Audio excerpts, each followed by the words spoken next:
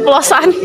Biasanya karena pergaulan juga ya yang terdapat di sekitaran, dan biasanya suka keceplosan karena terbiasa dengan orang-orang yang berkata seperti itu, dan karena biasanya juga sering digunakan sama orang-orang yang udah terdekat juga. Nggak mungkin tiba-tiba ke stranger gitu ngomong kasar, nggak mungkin juga.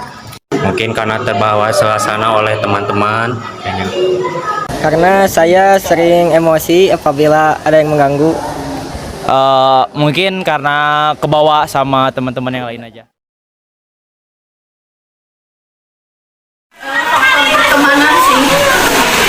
Yang pertama mungkin lingkungan dulu ya, karena lingkungannya mungkin banyak yang berbicara seperti itu. Yang kedua mungkin melakukan peniruan terhadap si lingkungan itu, sehingga pada akhirnya mulai merasa bahwa saya siap mencoba dan penasaran akan hal itu. Mungkin karena faktor lingkungan, karena di sini banyak yang ngomong kasar. Kejanggalan lah, apa itu mengganggu emosi. Faktor lingkungan. Kalau dampak positifnya sih pasti nggak ada. Kalau negatifnya paling dianggap kayak anak bandel gitu. Mungkin dampak positifnya nggak ada ya, karena jelas-jelas itu salah. Saya juga dengan penuh kesadaran mengatakan itu kalau hal itu tuh salah. Kalau dampak negatifnya banyak. Yang satu, bisa menjadi kebiasaan, kecanduan ke orang lain, juga jadi kadang keceplosan ya ke orang lain yang nggak dikenal gitu tiba-tiba. Mungkin positifnya tidak ada, negatifnya karena tidak sopan berbicara kasar kepada orang lain. Tidak ada dampak positif, melainkan adanya dampak negatif. Untuk faktor positif mungkin tidak ada, tapi untuk negatifnya mungkin orang lain bisa sakit hati dari kata-kata kita. Istighfar sih. Biasanya kalau ngomong kasar kan cuma orang terdekat nih, kadang membatasinya kalau udah ngomongnya istighfar gitu. Tapi kalau mencegah mengomong kasar tuh lebih baik omongannya nggak ke arah hal-hal yang negatif gitu kan. Nggak mungkin lagi ngomongin hal-hal yang baik tiba-tiba ngomong kasar, kan nggak mungkin banget. Mungkin tidak mengikuti orangnya yang toksik dan bergabung dengan orang yang lebih baik. Berdiam diri saja. Menjaga pertemanan. Bisa kalau aku ngebertemannya sama orang-orang toksik gitu. Tentu bisa, apalagi kepada orang yang lebih tua, bahkan orang yang disegani juga bisa. Bisa dong. Tentu bisa. Umuran doang, kok yang lebih tua mah nggak berani. Tentu orang tua enggak ya, karena kita juga harus tahu tata krama yang berlaku. Kalau kepada yang seumuran, enggak semua, tapi biasanya yang terdekat aja, karena aneh aja gitu ya. Tiba-tiba ke orang random ngomong-ngomong kasar kayak siapa gitu. Seumuran karena lebih tua harus menghormati. Saya sering berkata sopan kepada lebih tua apabila itu bagus. Jadi kalau menggunakan bahasa yang kurang mengenakan buat yang seumuran. Kalau seumuran mungkin ya, tapi kalau yang lebih tua usahakan lebih sopan. Tergantung sih. Kalau di sekolah mah pasti soalnya ketemu teman-teman, jadi ya toksik mulu. Kalau setiap hari mungkin tergantung lawan bicaranya siapa ya. Kalau lawan bicaranya sama orang-orang yang terdekat, mungkin ketemunya tiap hari nih, bisa aja tiap hari gitu. Tapi kalau kadang nggak ketemu ya mau ngomong kasar sama siapa, karena kan tergantung tempatnya. Tidak, mungkin sama teman saja. Kadang sih. Kalau orangnya pijengkel mah lega. Kalau hal yang tidak baik ya pasti ngerasa bersalah sih, apalagi kalau lagi sendiri terus kepikiran, aduh salah nggak ya ngomong gitu ke orang lain gitu. Tapi kadang dipikir lagi, dan biasanya besoknya nggak diulangi lagi, apalagi tahu orang itu sensitif atau terluka akan pembicaraan yang sudah kita lakukan. Mungkin menyesal dan ya gitu pokoknya. Kadang sering tidak enak lah kepada orang yang sudah kita kasari. Terkadang tidak enak, takut orang lain tersakiti atau sakit hati. Tadi Baru aja. Baru aja sama orang terdekat ya bercanda-bercanda, cuman kalau sama orang yang nggak terlalu kenal kan nggak terlalu tahu kita siapa ya, kita gimana sikapnya, jadi sama orang yang terdekat aja. Kemarin sih. Kemarin. Baru tadi sih. di tempat-tempat tertentu sih, kayak paling di dalam kelas doang. Soalnya ketemu teman-teman yang rada gitu. Tentu tempat-tempat tertentu ya, kalau lingkungan sekitar kan kita nggak bisa ngeprediksiin kalau di sini tuh cuma ada kita doang, pasti ada orang lain yang ikut juga ada di dalamnya gitu kan. Kalau nggak enak juga ya ngomong kasar di depan banyak orang gitu, apalagi yang nggak dikenal. Jadi tempat-tempat tertentu aja. Di lingkungan sekitar. Di lingkungan sekitar saya saat bertongkrongan.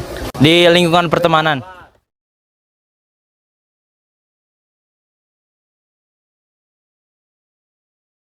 Jadi kalau anak yang berkata kasar, apalagi berpakaian seragam, itu tidak enak didengar.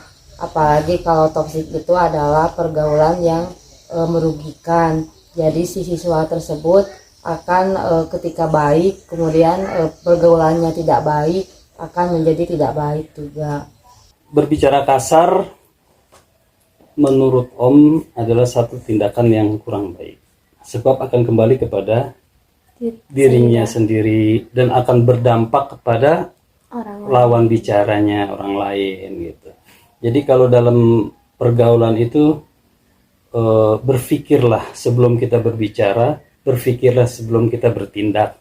Nanti bicara dan tindakan kita itu akan kembali kepada diri kita dan akan kembali kepada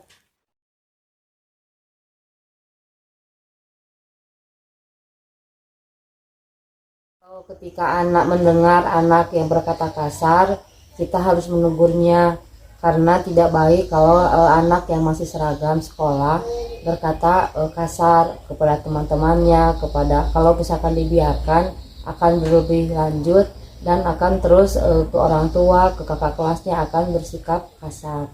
Pertama, tindakan kita bukan hanya mencegah ya, kita juga harus mencontoh sebagai orang tua, sebagai guru, sebagai om, atau sebagai yang lebih tua kita.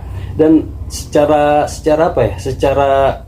siswa pun harus bisa melihat dan harus cermat ya, nonverbalnya, umpamanya apakah orang ini dalam keadaan baik atau tidak, atau ada keadaan lagi sedang jenuh atau bete atau apa bahasa anak sekarang lah gitu kan. Kalau seumpamanya kita melihat langsung, kita harus berbicara lebih baik, lebih bisa menurunkan tensi kemarahan kita agar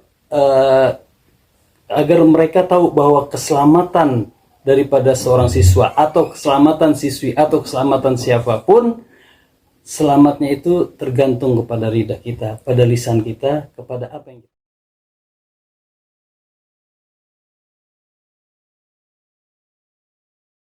Dampaknya anak itu akan terlihat lebih brutal. Kemudian dari pergaulan juga akan dijauhi, karena kalau berkata kasar itu kan tidak baik. Kemudian apalagi anak-anak yang berseragam sekolah seolah-olah tidak ditegur dan tidak bersekolah.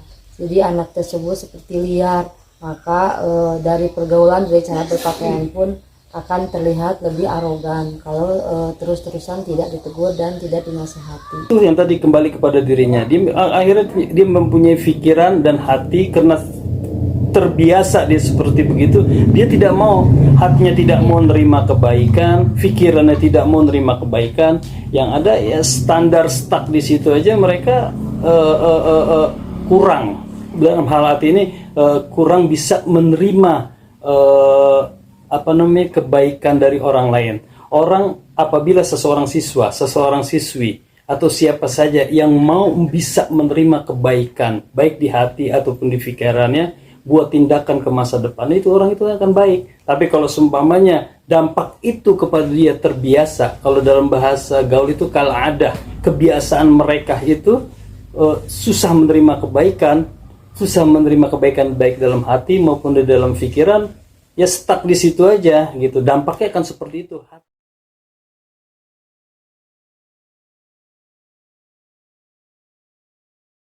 Yang sering siswa bersikap kasar itu biasanya satu, ada pergaulan. Pergaulannya yang toksik itu yang merugikan, jadi anak-anak biasanya mengikuti. Yang kedua, ada faktor dari keluarga, misalkan contohnya ada broken home, keluarga yang bercerai atau ekonominya sulit, sehingga si para siswa itu mencari kesenangan di luar karena untuk menutupi masalah-masalahnya yang ada di keluarga. Pergaulan. Ya, betul. Pergaulan sebagusnya lihat, kalau melihat diri kita sendiri sebagai siswa atau siswi, lihatlah teman-teman dengan siapa dia bergaul, dengan siapa dia berteman. Nah, seenggak-enggaknya akan serupa seperti mereka, gitu kan. Terus kedua, faktor daripada kebiasaan itu di rumahnya seperti apa, gitu kan. Orang tua di sini, ketika guru tanggung jawab di dalam sekolah, ketika di luar sekolah itu, di dalam rumah lingkungan adalah tanggung jawab orang tua. Ya apa namanya, lebih baik orang tua beserta guru itu harus terus mengawasi bagaimana pergaulan anak-anak itu, terutama satu pergaulan, sebab kita hanya tahu, guru hanya tahu bergaul di lingkungan sekolah, orang tua hanya bergaul tahu di lingkungan satu atap di dalam rumahnya, tapi tidak tahu bagaimana pergaulan di luar sekolah dan di luar rumahnya. Itu harus lebih ekstra mengawasi.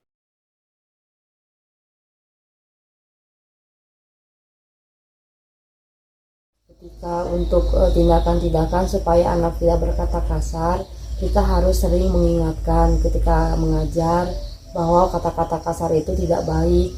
Kemudian satu, tidak baik, tidak pantas untuk anak-anak sekolah.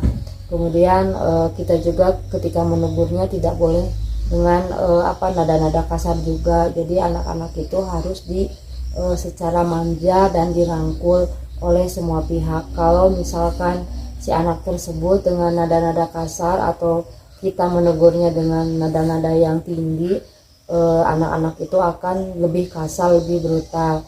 Jadi tindakan kita harus lebih menasihatinya dengan perlahan-lahan. Kemudian kita cari tahu apa permasalahan sehingga anak-anak tersebut bisa berkata kasar atau dari pergaulan atau dari kehidupan rumah atau dari sekolah atau di mana saja. Jadi kita tahu cara permasalahannya untuk menanganinya. Anak tersebut seharusnya harus lebih didorong dari keluarga, dari lingkungan sekolah. Kalau anak yang susah, itu perlahan-perlahan juga nanti akan bisa berubah. Tidak selamanya kalau anak nakal itu akan nakal seterusnya, dan tidak selamanya kalau anak yang pergaulannya bebas juga itu akan terus mengikuti.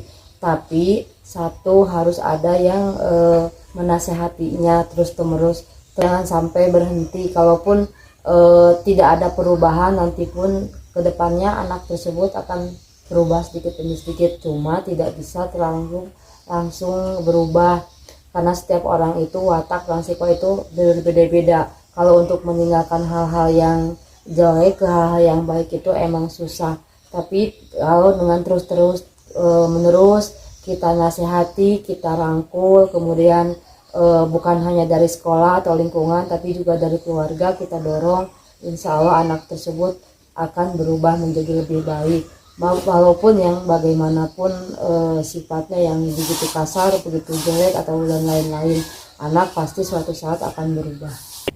Untuk semua itu, pertama kita harus bisa memilah apa sih manfaat daripada kebaikan, apa sih keburukan daripada kebaikan. Ya, seorang guru, orang tua, abang terhadap adiknya, ya kan, itu harus bisa menerangi kebaikan itu seperti apa, keburukan seperti keburukan itu seperti apa, apa yang dapat dari kebaikan dan apa dampak daripada keburukan, gitu. semuanya itu berlaku bukan hanya pada lisan aja. Semua itu berlaku, dampaknya juga daripada akhlak budi pekerti. Dulu waktu zaman Om itu ada PMP, Pendidikan Moral Pancasila. Jadi moral kita, akhlak kita, adab kita dikedepankan, gitu kan, baik secara pergaulan maupun secara lisan, gitu. Di sini semuanya ikut berperan, ya kan, dalam hal pendidikan moral kita, baik dalam bicara maupun di dalam pergaulan, maupun di dalam akhlak tingkah laku. Yang besar sayang terhadap yang lebih kecil, yang kecil atau adiknya hormat terhadap abang, lebih besar atau abang atau kakaknya. Dan orang tua pun harus bisa melindungi anak-anaknya. Jangan, orang tua juga punya kesibukan sendiri gitu, sehingga anak-anak terlantar asik dengan gadgetnya, sebab bahasa-bahasa di dalam HP atau di dalam gadget itu luar biasa. Banyak orang meniru dari bahasa-bahasa itu gitu. Untuk meminimalisirnya semua itu, perhatikan pergaulan anak itu di rumah maupun di luar. Untuk tanggung jawab di sekolah ya hanya guru.